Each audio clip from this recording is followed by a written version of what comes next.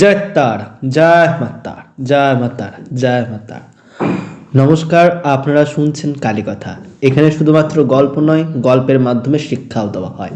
প্রতি বৃহস্পতি এবং শনিবার শুনতে ভুলবেন না কালীকথা। কালীকথায় আজকে আপনাদেরকে যে গল্পটি বলতে চলেছি, সেই গল্প শুনবার আগে আপনারা প্লিজ আমার ইউটিউব চ্যানেলটি সাবস্ক্রাইব করে দেবেন এবং বেলআইকনটি ক্লিক করবেন ও লাইক কমেন্ট শেয়ার করতে ভুলবেন না। আজকে যে গল্পটি বলতে চলেছি তার সঙ্গে বিভূতিভূষণ বন্দ্যোপাধ্যায়েরও একটি গল্প জড়িয়ে রয়েছে, সেটাও সব কিছুই বলছি। তবে গল্পটির নাম কি সেটা জানা ভালো। গল্পটির নাম হলো রঙ্কিনী কালিমা। কোথায় থাকেন না থাকেন সবই বলবো, কোথায় গেলে দেখতে পাবেন তাও বলে দেবো। তাহলে আবারও বলছি, আমার ইউটিউব চ্যানেলটি সাবস্ক্রাইব করুন, বেলটি ক্লিক করুন এবং লাইক কমেন্ট শেয়ার করতে ভুলবেন না। তো আজকের গল্পের নাম হচ্ছে যে রঙ্কিনী কালিমা। বিভূতিভূষণ বন্দ্যোপাধ্যায়ের লেখা একটি বিখ্যাত ছোট্ট গল্প হচ্ছে রঙ্কিনী দেবীর খড়গ। হয়তো আপনারা অনেকেই এই অলৌকিক ঘটনাটি শুনেছেন বা গল্পটি শুনেছেন, বীরতার নাট্যরূপও শুনেছেন। সে সানডে সাসপেন্স বা আরও অনেক রকম আছে, তবে বেশিরভাগ সানডে সাসপেন্সে এই গল্পটি খুবই জনপ্রিয় হয়েছিল। বাস্তবেই রয়েছে এই মন্দির এবং তার অবস্থানটি হলো জামশেদপুরের কাছে পাহাড়ি উপত্যকার মধ্যে। এই মন্দিরকে ঘিরে থাকা কিছু অলৌকিক ঘটনা শোনা যায়। মানে এরকম কিছু শোনা কথা আছে যে আমরা শুনতে পাই, ওই অলৌকিক ঘটনা মন্দিরের সঙ্গে জড়িয়ে আছে। তো সেই শোনা কথাটি হলো যে সেখানকার মানুষের কথা অনুযায়ী যে রঙ্কিনী এই অঞ্চলের বনে জঙ্গলে বাস করতেন এই দেবী, এবং তিনি দুর্গম অরণ্যের রক্ষাকর্তা ছিলেন। স্থানীয় আদিবাসীরা তাকে খুব মান্যতা করত।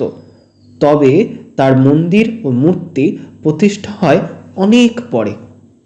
শোনা যায় একবার এক স্থানীয় আদিবাসীর মেয়ে সন্ধ্যার পর ওই জঙ্গলের পথ দিয়ে আসছিল এবং সে হারিয়ে যায়।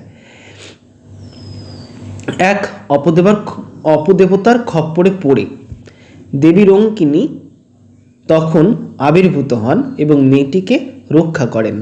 তারপর জঙ্গলে অদৃশ্য হয়ে যান। সেই রাতেই এই মেয়েটার বাবাকে দেবী রঙ্কিনী স্বপ্নাদেশ দিয়ে বলেন যে দেবী তার নিজের মন্দির চায়। তো সেই মন্দির প্রতিষ্ঠার জন্য বা নিজেকে একটা জায়গা তৈরি করে দেওয়ার জন্য তাকে স্বপ্নাদেশ দেয়। মন্দির প্রতিষ্ঠার সম্পর্কে এই জনশ্রুতি প্রচলিত ছিল।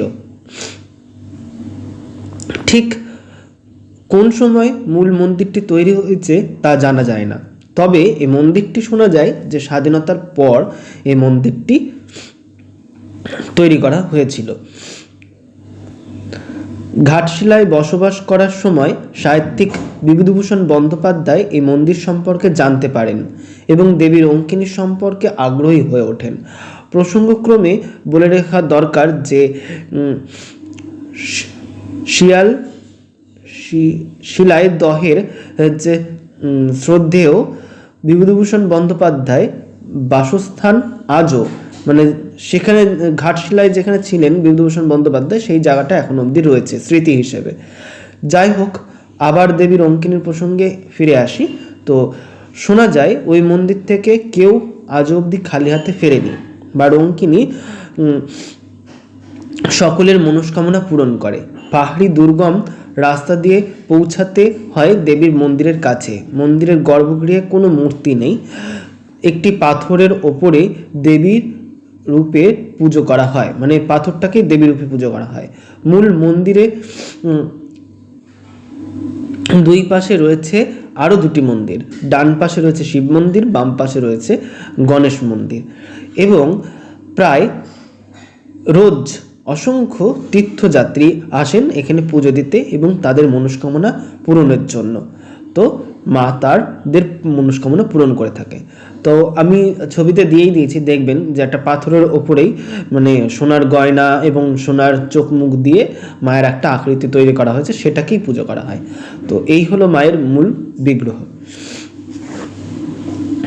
এরকম আরও, মানে এটা তো অনেকটা দূরে, এখানে তো কোনোভাবে যেতে পারবো না এটা বলাটা মুশকিল, কারণ আমি একটা কাজ করি, তো সেই হিসেবে আমি যেতে পারবো না, নাহলে আমি এটা দেখাতাম আপনাদেরকে। তো ছবিটাতে দেখে নিতে পারেন, খুব সুন্দর লাগছে। আরও একটা ঘটনা আছে, সেটা হলো যে এটা শুনবার আগে আপনারা প্লিজ আমার ইউটিউব চ্যানেলটি সাবস্ক্রাইব করুন, বেল আইকনে ক্লিক করুন এবং লাইক কমেন্ট শেয়ার করতে ভুলবেন না।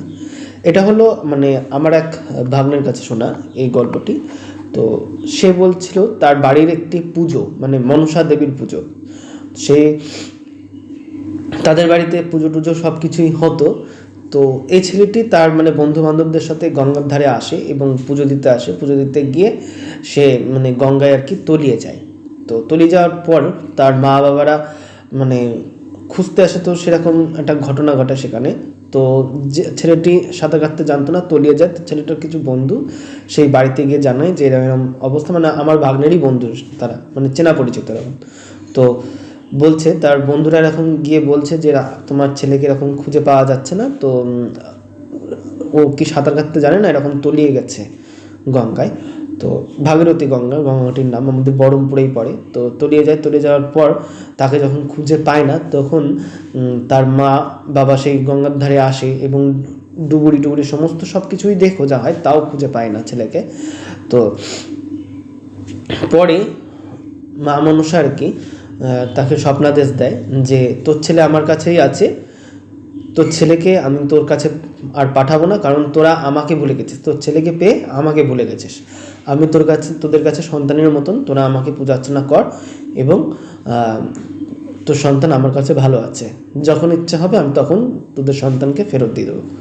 তো এরম বলার পর থেকে সেই দেবীকে পুজো করেই যাচ্ছে এবং গঙ্গার ধারে এসে নিমন্ত্রণ করে পুজোর সময়, আবার চলে যায়, কিন্তু কান্নাকাটিও করে, কিন্তু সেই ছেলেকে ফিরে দেয় না মা।